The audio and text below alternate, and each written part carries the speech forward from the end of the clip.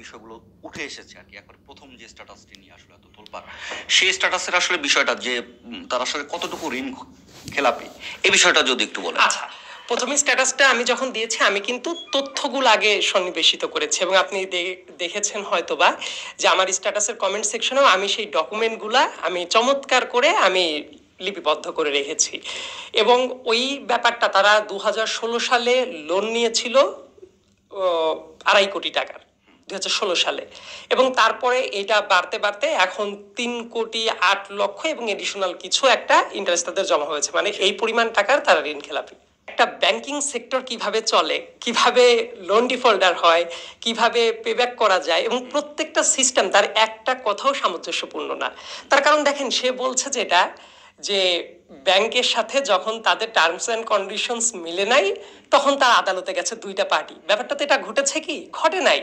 ফ্যাক্টটা হলো ব্যাংক কিন্তু অনেকদিন সুযোগ দেয়, নোটিশ দেয় যে তোমরা পে করো এবং কত টাকা পে করতে হবে এটা তো একটা আগের থেকে একদম শুরুতেই টার্মস অ্যান্ড কন্ডিশন সেটেল করা থাকে না।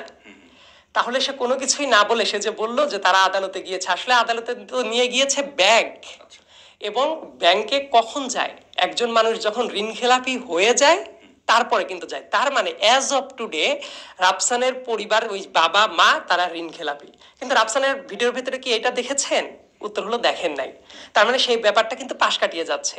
এবং আরেকটা ব্যাপার সে যেটা বলার চেষ্টা করছে যে ওই ব্যাংক যে আছে, মর্টগেজে যে সম্পত্তিটা রাখা আছে, পুরা সম্পত্তিটাই কে নিয়ে যাবে? ব্যাংক নিয়ে যাবে। আসলে কি এটা নেয় কখনো?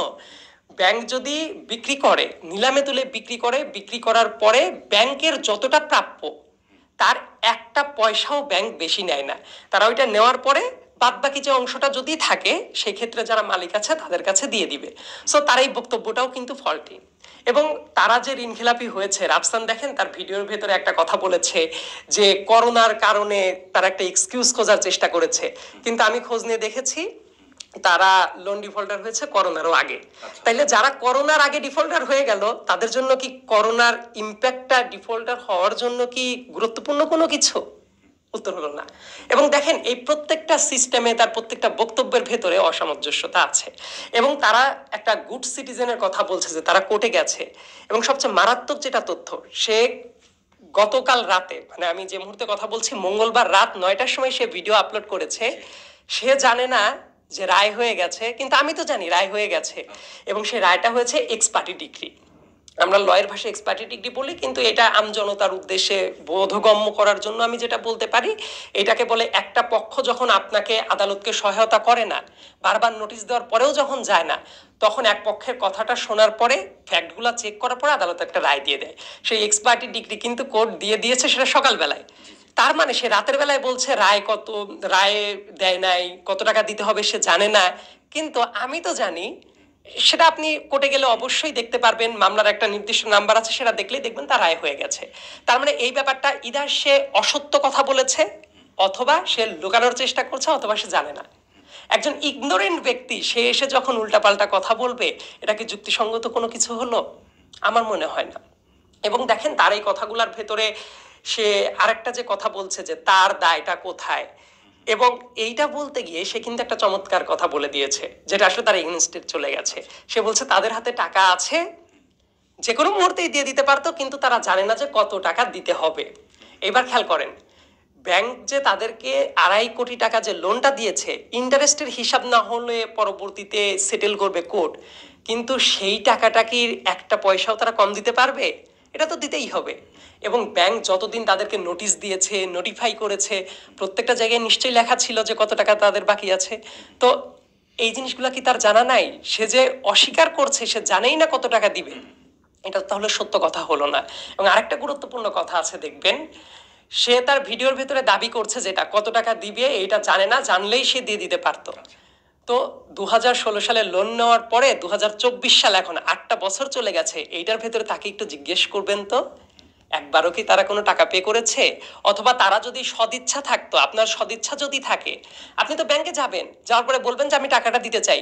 ব্যাংকের কর্মকর্তারা কি আপনাকে বলতো যে না আপনি দিবেন না, নাকি যতটা দিবে ওইভাবেই তারা এস্টিমেশন করতো?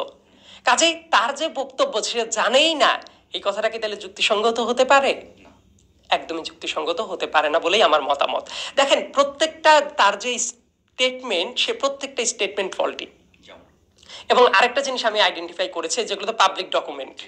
আমি কিন্তু একটা কথাও, যে রেফারেন্সগুলো আমি ইউজ করেছি প্রত্যেকটা, কখনো পত্রিকায় বিজ্ঞপ্তি হয়েছে, কোথাও কোর্টের পাবলিক ডকুমেন্ট, কোথাও জয়েন্ট স্টক এক্সচেঞ্জের পাবলিক ডকুমেন্ট। তাদের যে কোম্পানিটা যেটা আছে, সেই কোম্পানি 2018 সালের পরে তাদের যে রিটার্ন জমা দেওয়ার কথা, এটা জানেন আপনি, পাবলিক ডকুমেন্ট, সেটা আপনি যান, নেটে সবার জন্য অ্যাভেলেবল। এবং 2018 সালের পরে তাদের ওই জায়গাতে কোনো রিটার্ন জমা দেওয়া নাই। আচ্ছা, এবং তারা লোন ডিফল্টার হয়েছেও কিন্তু করোনার আগে। তার মানে দেখেন, তারপর থেকে তাদের অ্যাক্টিভিটিসটা কম, এবং তারা কিন্তু কোর্ট বরাবর তারা চলে গেছে। কোর্টে বেসিক্যালি ব্যাংক গিয়েছে, এবং তারপর যে স্টে অর্ডার যেটা নেওয়া, তারা বলছে যে তারা সম্পত্তি ব্যাংক বেশি নিয়ে নিবে, 1 টাকার সম্পত্তির নেওয়ার কথা, সে জায়গায় ব্যাংক 10 টাকার সম্পত্তি নিয়ে নিচ্ছে। এই কথাটা তো আমি আগেই বললাম, এই কথাটা তো মিথ্যা একটা কথা। কারণ ব্যাংক কি করে, তার যা মানে আসল যে টাকাটা এবং যে ইন্টারেস্ট, এটার বাইরে 1 টাকাও সে নিবে না। তার মানে রাফসান দা ছোট ভাই নামে পরিচিত যে ছেলেটা আছে, রাফসান, তার প্রত্যেকটা দাবি আসলে খুবই অযৌক্তিক। এবং এটা ব্যাংকিং সেক্টরের সাথে যারা আছে, বা যারা একটা কমন সেন্স রাখে, তাদের কাছে এই কথাগুলো আসলে ধোপে টেকার মতো কোনো কথা না। একজন টিচার দেশের জন্য সার্ভিস দেয় না, একজন প্রফেসর, একজন পুলিশ, একজন ট্রাফিক পুলিশ, একজন কৃষক, জেলে, তাঁতি, মজুর, প্রত্যেকেই কিন্তু দেশকে সার্ভিস দিচ্ছে। মহৎ পেশা নামে কি কিছু আছে? উত্তর হলো নাই। আমি এটা বিশ্বাস করি না। প্রত্যেকটা পেশাই মহৎ পেশা, যদি আপনি অন্য কাউকে না ঠকান, নিজের দায়িত্ব যদি পালন করেন, এবং আপনি ঋণ খেলাপি না, দুর্নীতি করছেন না, তাহলে আমার একজন মুচি যে আছে, সেও মহান পেশার। অবশ্যই। আমার একজন আর্মি অফিসার, সেও একটা মহান পেশা রাখছে। এখন যে রিটায়ার্ড আর্মি অফিসার, সে ঋণ ডিফল্টার হয়ে, লোন ডিফল্টার হয়ে এতগুলা দিন পাড়ি দিয়ে দিচ্ছে, সে ব্যাংকে টাকা দিচ্ছে না, কোর্টে যাচ্ছে না, তার জন্য এক্সপার্টি ডিগ্রি দিতে হচ্ছে। মানে এই ধরনের একটা ন্যাক্কারজনক ঘটনার ডিফেন্স করতে এসে সে দেখাচ্ছে তার বাবা দেশের জন্য সার্ভিস দিয়ে গেছে। এটা তো আমার কাছে মনে হয় আর্মির জন্য অবমাননা। কারণ আমি নিজেও ক্যাডেট কলেজের ছিলাম, কাজেই আর্মি সেটিংটা সম্পর্কে আমার খুব ভালো ধারণা আছে। আমি অনেক আর্মি অফিসারকে চিনি, অত্যন্ত ইন্টিগ্রিটি সম্পন্ন মানুষ তারা। তো তারা যদি জানে যে একটা অপকর্মের সাফাই গাওয়ার জন্য আর্মির ট্যাগটাকে ইউজ করা হচ্ছে, সম্ভবত তাদেরও লজ্জা পাওয়ার কথা। রাফসান দার ছোট বাসা থেকে আপনার কোনো কখনো যোগাযোগ বা কথাবার্তা হয়েছে বা চিনেন কিনা? না, পার্সোনালি কখনো কথা হয় নাই, পার্সোনাল যোগাযোগও নাই। এবং আমি আপনাকে আরেকটা কথা খুবই নিশ্চিতভাবে বলি, যেটা আমি আমার লেখার ভেতরে উল্লেখ করেছি, তার সাথে আমার কোনো পার্সোনাল দ্বন্দ্ব নাই। এমনকি এই ঘটনাগুলোর পরেও আমি তাকে শত্রু জ্ঞান করছি না।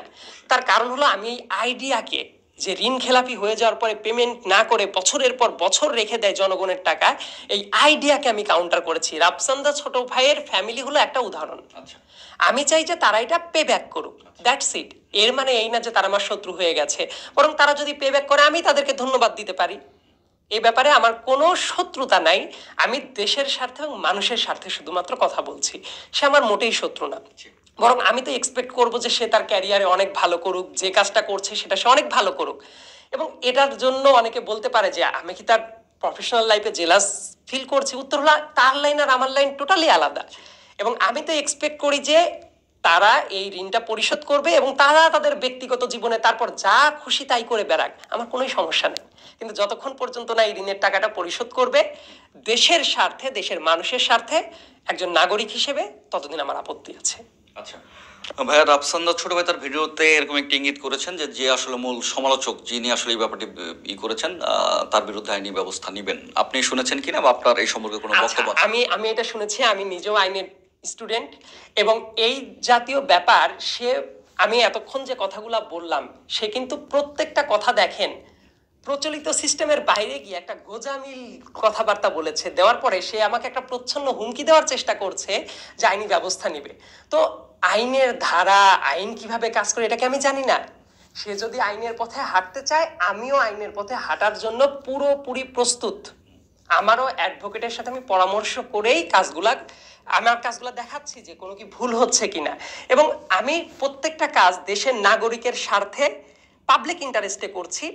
এবং আপনি খেয়াল করে দেখেন, সে যে আইনের কথা বলছে, ডিফেমেশন কি হয়? উত্তর হলো, আমি তো প্রত্যেকটা পাবলিক ডকুমেন্ট কিন্তু আমি পাবলিক ডকুমেন্টকে রেফার করছি, এবং পাবলিক ডকুমেন্ট রেফার করে যদি সত্য কথা বলা যায় সেটা কি হয় না, সেটা ডিফেমেশন হয় না। আপনি ডিফেমেশনের যে আইন আছে আপনি দেখবেন সেই জায়গায় এক্সেপশন যে নিয়মগুলো আছে, এক্সেপশনাল নিয়মগুলো আছে, সেই জায়গায় এইগুলা প্রোটেক্টেড।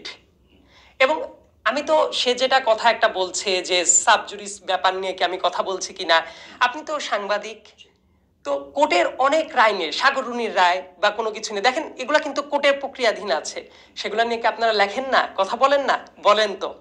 তো এগুলা কি আদালতের বিষয় নিয়ে অবমাননাকর কিছু হচ্ছে? উত্তর হলো না। এটারও একটা প্যাটার্ন আছে। আমি কি আমার লেখার ভেতরে একবারও বলেছি এই জাস্ট ঠিক কাজটা করে নাই, বা কোর্ট পুরোপুরি ব্যর্থ হয়ে গেল এবং এই কাজটা কোর্ট এইটা করতে পারতো, ভুল করেছে এবং কোর্টের আগেই আমি ডিসিশন দিয়ে দিয়েছি? এই কাজগুলো তো করি নাই, আমি শুধু ফ্যাক্টটা তুলে ধরেছি। কাজে সে যে হম্বিতম্বি করছে যে আইনের আশ্রয় নিবে, ফেয়ারলি যদি আইনের আশ্রয় নেয় মূলত সেই বিপদে পড়বে। বরং আমার তার প্রতি আমার রিকোয়েস্ট থাকবে যে আপনার যদি মনে হয় আইনি আশ্রয় নিবেন, feel free to do so.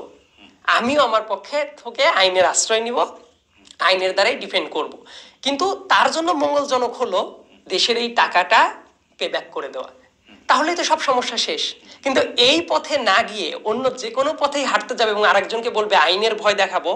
আমি মানুষ হিসেবে কাউকে আমি ভয় পাই না, কারণ আমি দুর্নীতিবাজ না, আমি তো ঋণ খেলাপি না, আমি মিথ্যা কথা বলছি না, আমি অসৎ কাজ করছি না, আমি কারো তাবেদারি করছি না, তাহলে আমি ভয় পাবো কেন?